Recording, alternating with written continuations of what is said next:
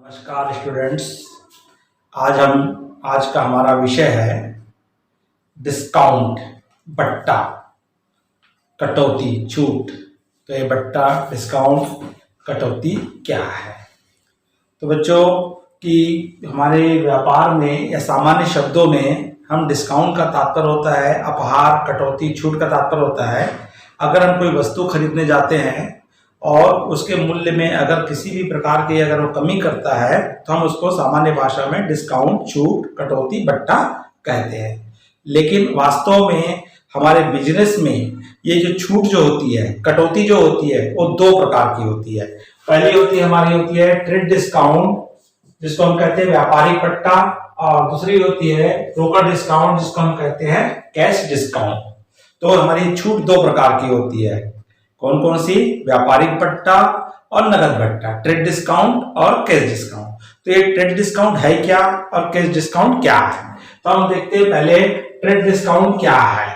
तो जो trade discount है, ट्रेड डिस्काउंट का मतलब होता है, व्यापारिक बट्टे का तात्पर्य होता है किसी भी व्यापारी के द्वारा अपने माल को, अपनी वस्तु को ज्यादा से ज्यादा मात्रा में, क्वांटिटी में सेल करने के ऑब्जेक्ट से, विक्रय करने के उद्देश्य से अगर छपे हुए मूल्य में, प्रिंटिंग प्राइस में, एमआरपी प्राइस में, रसीदी मूल्य में, इनवॉइस प्राइस में किसी भी प्रकार की कमी की जाती है तो उस कमी को हम क्या कहते हैं? ट्रेड डिस्काउंट कहते हैं, व्यापारिक छूट कहते हैं। इसका उद्देश्य होता है कि व्यापारी का कि अपने माल को मोर देन क्वांटिटी में वो बेचना चाहता है, इसलिए जो हमारा प्रिंटेड प्राइस होता है, सूची मूल्य होता है, उसमें वो क्या करता है? कमी करता है। इसको कॉमन डिस्काउंट भी कहा जाता है क्योंकि ये डिस्काउंट नगद व्यवहार पर, कैश ट्रांजैक्शंस पर भी दिया जाता है और उधार व्यवहार में भी दिया जाता है। ट्रेड डिस्काउंट अपना जो उधार माल हम बेचते हैं, क्रेडिट सेल करते हैं, उसमें भी ये डिस्काउंट दिया जाता है, इसलिए इसे कई बार कॉमन डिस्काउंट भी कहा जाता है। तो ये ट्रेड डिस्काउंट क्या, हम इसका एक उदाहरण देकर समझाते हैं। जैसे एग्जाम्पल के रूप में हमको एक बुक खरीदनी है, हमको बुक्स लेनी है अकाउंट्स की, और इस बुक की प्राइस है मान लीजिए 100 रुपीज है। हम दुकानदार को हम कहते हैं कि भैया हमको इसमें छूट दो, तो कहता है कि कोई छूट नहीं मिलेगी, आपको 100 रुपए की बुक है, आपको 100 रुपए ही मिलेगी, जिसमें एमआरपी प्राइस है, प्रिंटिंग प्राइस कितना लिखा है? 100 रुपए। हमने सोचे कि हमारे ट्यूशन क्लास में हम 10 स्टूडेंट है, अगर हम 10 लोग मिलकर, 10 मित्र मिलकर के हम एक साथ बुक लेते हैं तो हो सकता है हमको कुछ कम मिल जाए। तो हमने कहा भैया हम अकाउंट्स की 10 बुक लेना चाहते हैं, तो 1000 रुपए की हम बुक्स लेना चाहते हैं। तो कहता है कि मैं आपको 10% छूट दूंगा, अर्थात इसमें वो 100 रुपए क्या कर दे रहा है? हमको छूट दे रहा है। मतलब हमको कितने में पड़ रहा है? 900 रुपए। मतलब एक बुक हमको कितने में पड़ रही है? 90 रुपए में पड़ रही है। हमने सोचे कि हमारे क्लास में 100 स्टूडेंट है, अगर हम 100 स्टूडेंट मिलकर के अगर लेते हैं तो हो सकता है ये पुस्तक और हमको कम पढ़ने में मिले। तो हमने कहा कि भाई हम आपसे 100 बुक लेना चाहते हैं। तो उसने कहा कि अगर 100 बुक लेते हो तो आप 10,000 का माल लेते हो तो मैं आपको 15% छूट दूंगा, मतलब 1500 रुपए कम कर दूंगा। मतलब वो कितने में दूंगा कह रहे हो? हमको 8,500 रुपए में दूंगा। कहता है एक बुक हमको कितने में पड़ रही है? 85 रुपए में पड़ रही है। हमने सोचे हमारे शहर में 1000 बच्चे हैं कॉमर्स के, अगर हम 1000 बच्चों के लिए बुक ले लेते हैं तो हो सकता है और हमको सस्ता पड़ेगा। तो हमने कहा कि भाई हम 1 लाख रुपए का माल लेना चाहते हैं। तो कहता है 1 लाख रुपए का माल लोगे तो मैं 20% उसमें क्या दूंगा? छूट दूंगा। अर्थात इसमें कितना कम कर दे रहा है? वो 20,000 रुपए कम कर दे रहा है। मतलब वो कितने में दे रहा है? 80,000 रुपए में। मतलब एक बुक हमको कितने में पड़ रही है? 80 रुपए में पड़ रही है। तो यहां पर ये व्यक्ति आपको 100 रुपए की 100 रुपए में दे रहा था, व्यापारी एक भी रुपए छोड़ नहीं रहा था, लेकिन यहां पर आपको एक बुक के पीछे कितना? 20 रुपए छोड़ दे रहा है। तो क्या वो वहां 1 रुपए भी नुकसान नहीं सह रहा था, यहां 20 रुपए का नुकसान सह रहा है? तो एक्चुअल में, वास्तव में जो ट्रेड डिस्काउंट होता है, व्यापारिक बट्टा होता है, वो किसी भी पक्ष के लिए लॉस नहीं होता है। तो इसका मैं एक और आपको एग्जांपल देके समझाता हूं तो आपको बहुत अच्छे से समझ में आ जाएगा। जैसे एग्जांपल के हम ले रहे हैं कि हमको जो वाटर जो होता है, पानी जो होता है कुएं से या बोर से हम क्या करते हैं, टैंक में लाते हैं, और टैंक से हम क्या करते हैं, मटका या घड़ा भरते हैं, और घड़े से हम क्या करते हैं, मग के द्वारा या लोटे के द्वारा पानी निकालते हैं, और निकाल करके हम क्या करते हैं, उसको गिलास में डाल करके हम क्या करते हैं, पानी पीते हैं।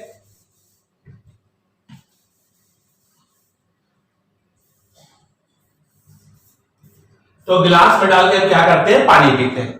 तो ठीक इसी प्रकार यहां पे व्यापारियों का ग्रुप होता है। सबसे पहले हमारा होता है मैन्युफैक्चरर्स होता है, उत्पादक होता है, निर्माता, उत्पादक, मैन्युफैक्चरर्स, प्रकाशक, पब्लिशर। उसके बाद हमारे होते हैं थोक व्यापारी, होलसेलर,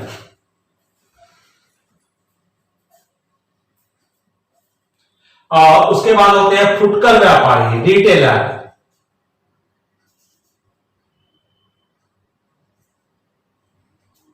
और उसके बाद होते हैं ग्राहक, कंज्यूमर। तो यहां पे जिस प्रकार हमारे ग्राहकों का कितना ग्रुप होता है, 4 ग्रुप होता है। जैसे हमारा वाटर सप्लाई का होता है, सबसे पहले हम क्या करते हैं, बोर से हम कहां लेके आते हैं, टैंक में लेके आते हैं, टैंक से हम ड्रम या मटके में भरते हैं, फिर मटके से हम क्या करते हैं, लोटे से या मग से पानी निकालते हैं और गिलास में पानी डाल करके पीते हैं। तो ठीक उसी प्रकार व्यापारी जो वस्तु बनाता है वो डायरेक्ट कंज्यूमर के पास नहीं जाती है, बल्कि वो क्या होती है, पहले थोक व्यापारी के पास जाती है, फिर थोक व्यापारी फुटकर व्यापारी को देता है, फुटकर व्यापारी फिर किसको देता है, कस्टमर को देता है। मान लीजिए ये बुक पे हमारा एमआरपी लिखा हुआ था, एमआरपी प्राइस 100 रुपए लिखा हुआ था, एक्चुअल में ये बुक हमारी बनी थी 60 रुपए की। इसका मैन्युफैक्चरिंग कॉस्ट जो आया था कितना रुपए आया था, 60 रुपीज आया था, जो हमने एमआरपी प्राइस, प्रिंटिंग प्राइस कितना लिखे हैं, 100 रुपए लिखे। इसने क्या किया, 20 रुपए का प्रॉफिट लेकर के 80 रुपए में किसको बेच दिया, थोक व्यापारी को बेच दिया।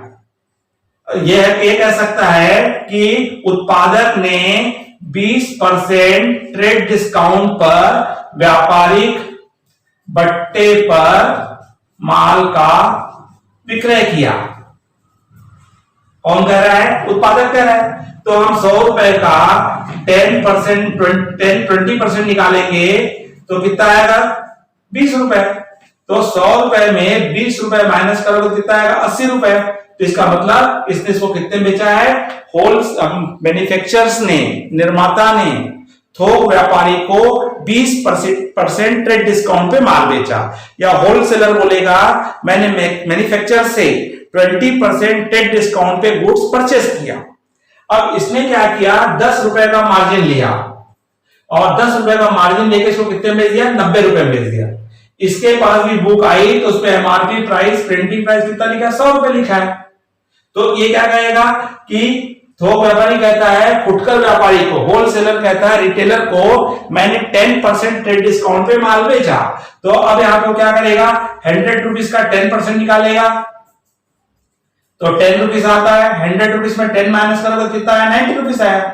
तो इस तरह से इसने क्या किया, 10 रुपए मार्जिन लेके 90 रुपए में बेचा, लेकिन बोलेगा क्या हो कि 10% ट्रेड डिस्काउंट पे माल बेचा, या रिटेल या फुटकर व्यापारी बोलता है ट्रेड डिस्काउंट पे मैंने फुटकर व्यापारी से माल खरीदा।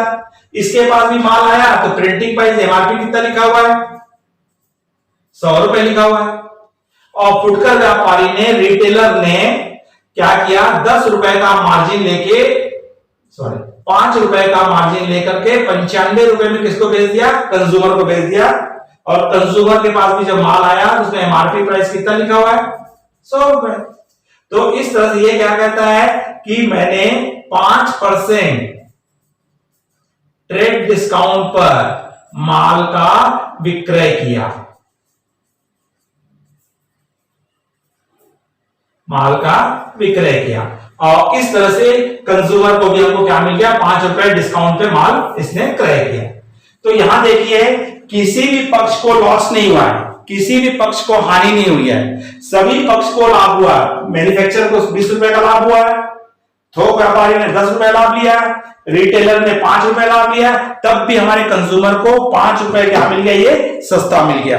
तो यहाँ पे ट्रेड डिस्काउंट जो था किसी भी पक्ष के लिए लॉस नहीं है, किसी भी पक्ष के लिए हानि नहीं है, ये सब के लिए क्या रहता है, ये प्रॉफिट रहता है। इसलिए ट्रेड डिस्काउंट की अलग से जब हम अकाउंटिंग करेंगे तो उसमें एंट्री पास नहीं की जाती है, केवल इसको रसीद में डिडक्ट करके दिखाया जाता है। जैसे हम एग्जांपल भी हम देखते हैं, हम कपड़ा खरीदने जाते हैं, हमने मॉल में गए और मॉल में हमने कपड़ा खरीदे, तो हमको जो रसीद मिलती है वो किस प्रकार की रहती है,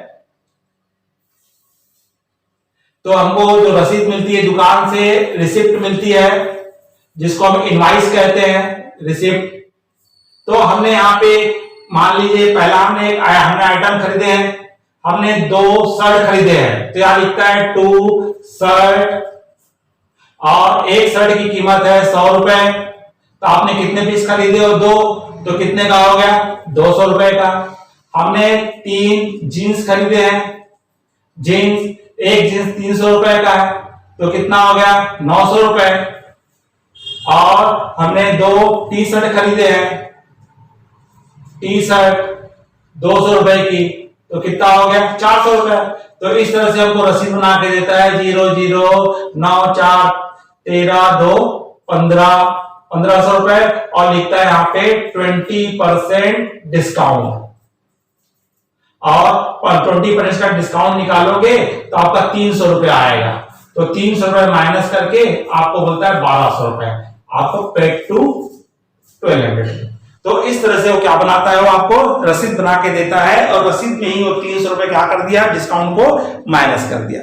तो इस तरह से आपने जो खरीदे हो कपड़ा, आप थोड़ी कहोगे कि मैंने 1500 रुपए माल खरीदा हूं, आप क्या कहोगे, मैंने 1200 रुपए के कपड़े खरीदा। या विक्रेता भी क्या कहेगा कि मैंने कितने रुपए का माल बेचा, 1200, क्योंकि उसके काउंटर में कैश में कितना पैसा आएगा, 1200 आएगा। हाँ, हम शायद हो सकता है उधारी भी खरीदे, तो उधारी खरीदेंगे तो भी हमको 20% डिस्काउंट दिया।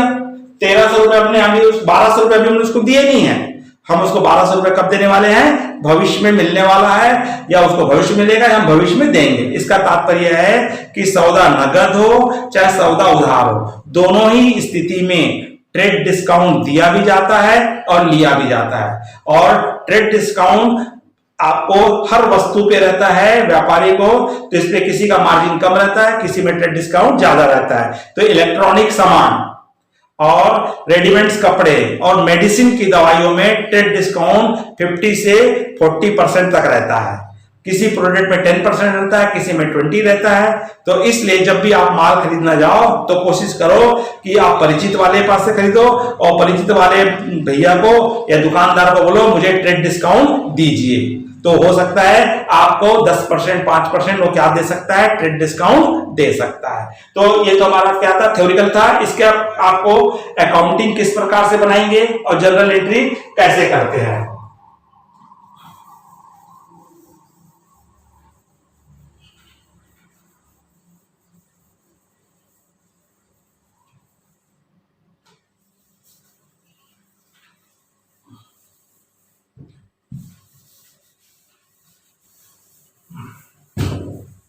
तो जैसे इसका आपको बोलेगा,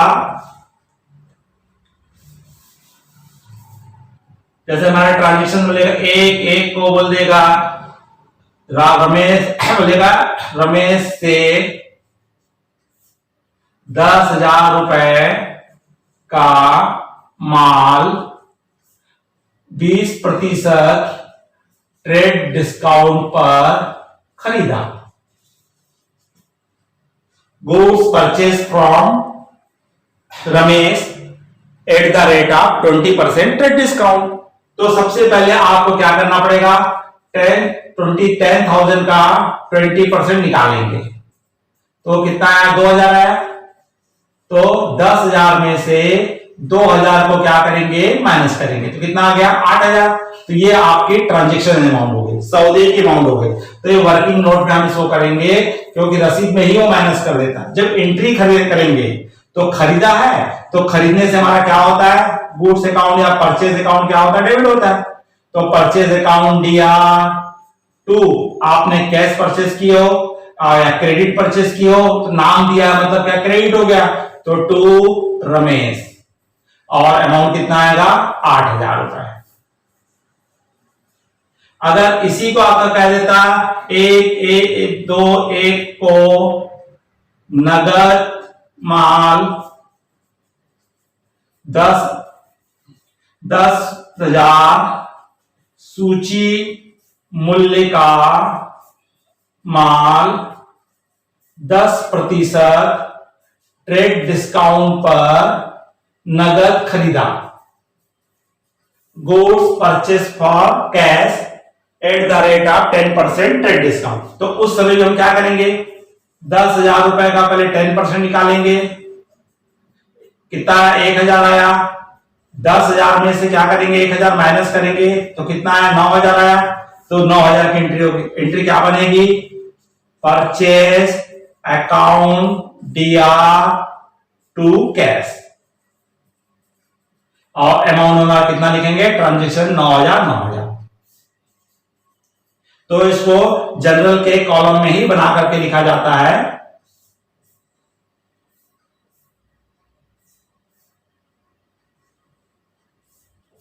तो इस तरह से हमारा क्या हुआ, यहां पे चाहे सौदा नगद हो चाहे सौदा उधार हो, दोनों ही स्थिति में आपको क्या दिया जाता है, ट्रेड डिस्काउंट दिया और लिया जाता है। ठीक इसी प्रकार हमको बोल सकता है, श्याम को 50,000 रुपए बीजक मूल्य का माल, इनवाइस प्राइस, बीजक मूल्य का माल 10% व्यापारिक बट्टा ट्रेड डिस्काउंट पर विक्रय किया। तो यहां पे क्या निकालेंगे, 50,000 का 10% निकालेंगे, तो 50,000 का 10% कितना आया, 5,000। अब यहां भी वही हम काम करेंगे, 50,000 में से 5,000 को माइनस करो तो कितना आ गया, 45,000। तो यहां भी वही एंट्री होगी, यहां पे क्या किया उसने, बेचा है, बेचोगे तो आपका क्या हो जाएगा, श्याम पाने वाला है, तो श्याम का अकाउंट दिया और टू क्या हो जाएगा, सेल्स अकाउंट 45,000। अगर इसी के जगह हमको बोल देता, श्याम को 50,000 रुपए का माल बीजक मूल्य पर व्यापारिक बट्टे पे नगद बेचा, नगद विक्रय किया बोल देता, तो श्याम के जगह अपन क्या लिख देते, कैश। तो इसका तात्पर्य है कि नगद बेचोगे तो कैश आएगा, उधार बेचोगे तो क्या आ जाएगा, पार्टी का नाम आएगा। तो दोनों ही स्थिति में ट्रेड डिस्काउंट और कैश डिस्काउंट दिया जाता है। तो बच्चों आपने क्या देखा, ये ट्रेड डिस्काउंट देखा। अगले वीडियो में मैं आप लोगों को कैश डिस्काउंट के बारे में बताऊंगा। तो अगर आप लोगों को ये वीडियो पसंद आया होगा तो आप इसे अधिक से अधिक बच्चों को शेयर कीजिए और लाइक कीजिए, और सब्सक्राइब नहीं किए हो इस चैनल को तो सब्सक्राइब कीजिए। अगर मेरी पर्सनल ऑनलाइन क्लासेस प्रारंभ हो चुकी है और जो भी student personally online classes join करना चाहता है तो मेरे बताए हुए नंबर पर मुझे पर्सनली फोन कर सकते हैं। मेरा फोन नंबर है 9827178501। इस नंबर में आप मुझे फोन करके कांटेक्ट कर सकते हैं, पर्सनल ऑनलाइन क्लास ज्वाइन करना है तो। नमस्कार।